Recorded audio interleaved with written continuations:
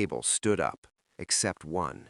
Bumpy Johnson kept his seat, cigar burning, eyes locked on the man who'd just unified the entire Italian mafia.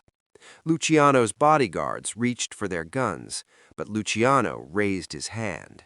Because the black man sitting across from him controlled something Luciano needed more than muscle: Harlem's numbers racket.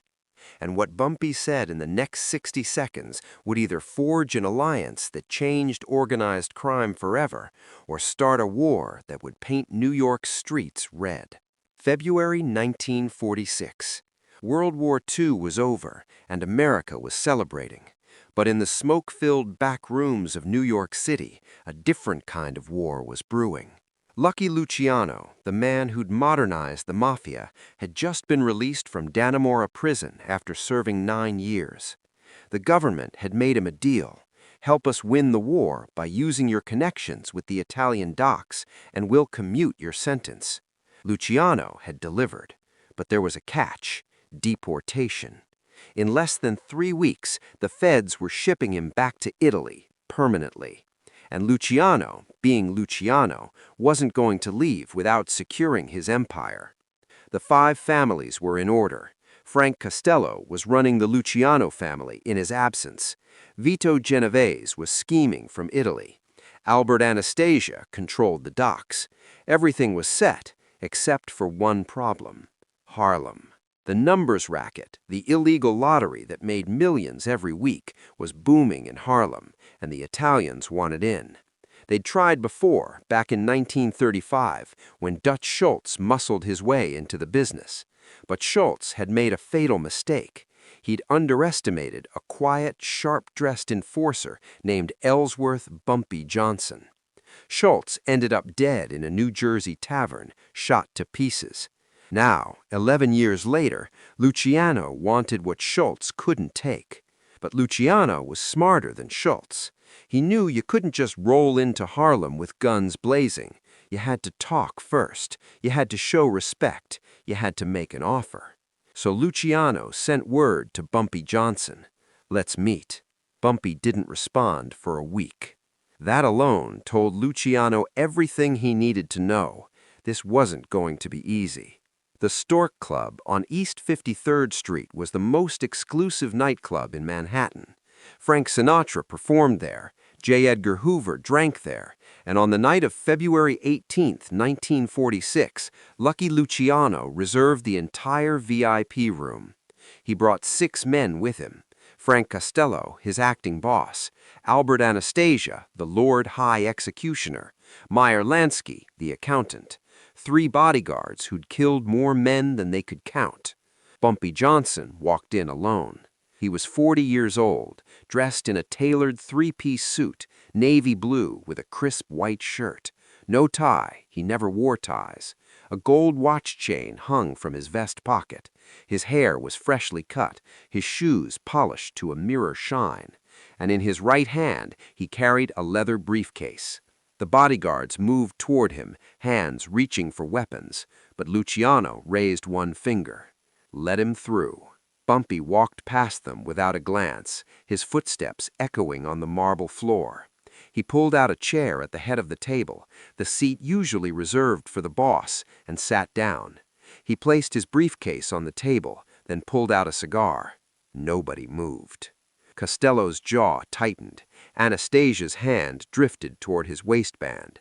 But Luciano just smiled, because he recognized what Bumpy was doing. This wasn't disrespect. This was a test. Bumpy was establishing the terms of the conversation before anyone said a word. Luciano took the seat directly across from him. "Mr. Johnson, thank you for coming." Bumpy lit his cigar, took a long drag, and blew smoke toward the ceiling.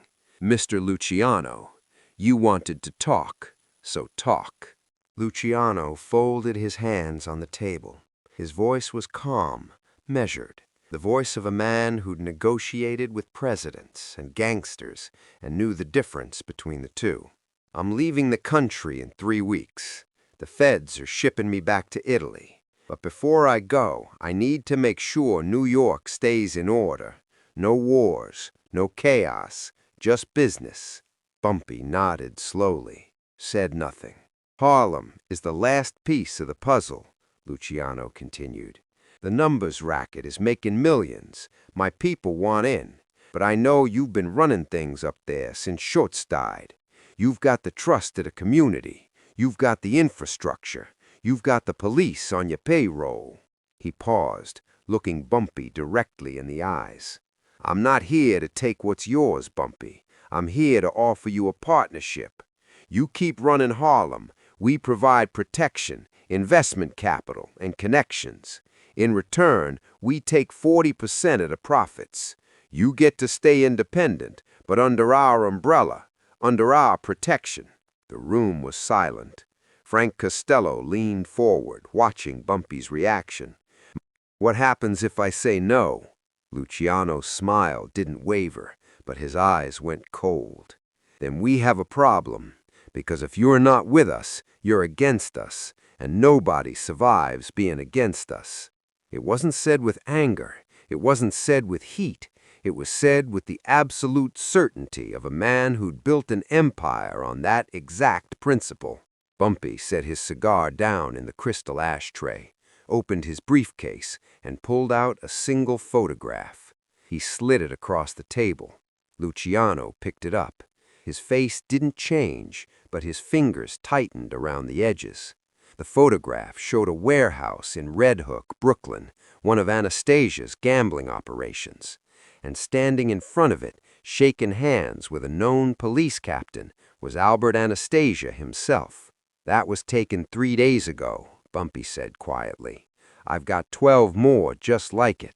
Different warehouses, different cops, different members of your organization. The room went deathly quiet. Costello's hand moved toward his jacket. Anastasia stood up halfway out of his chair, but Luciano just stared at the photograph and then at Bumpy. Are you threatening me? No, Bumpy said. I'm showing you respect, because I could have sent these to the district attorney.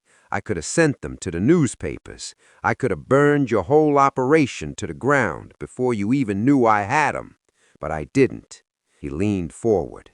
You came to Harlem asking for a partnership, but a partnership means equals, and what you just offered me wasn't a partnership. It was a takeover with a smile. Luciano set the photograph down. For the first time since Bumpy entered the room, he looked genuinely impressed. So what do you want? Bumpy picked up his cigar, took a slow drag, let the question hang in the air. You want what Schultz wanted, what every Italian crew that's ever looked at Harlem wanted. Control. But you can't have it. Not because you're not smart enough, not because you're not strong enough, because Harlem isn't yours to control. He pointed to the window, toward the lights of Uptown.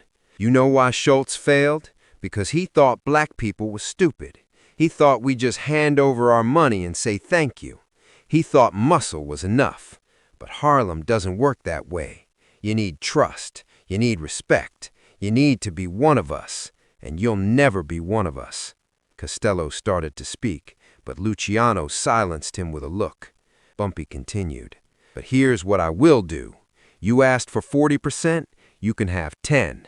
10% of the profits, not as protection money, as a service fee. You provide banking support. We need clean money to pay winners when the heavy numbers hit. You provide legal help when our runners get arrested. In return, you get 10% of the net. He leaned back, his voice dropping an octave.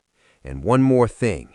You never, and I mean never, send your people into Harlem to collect.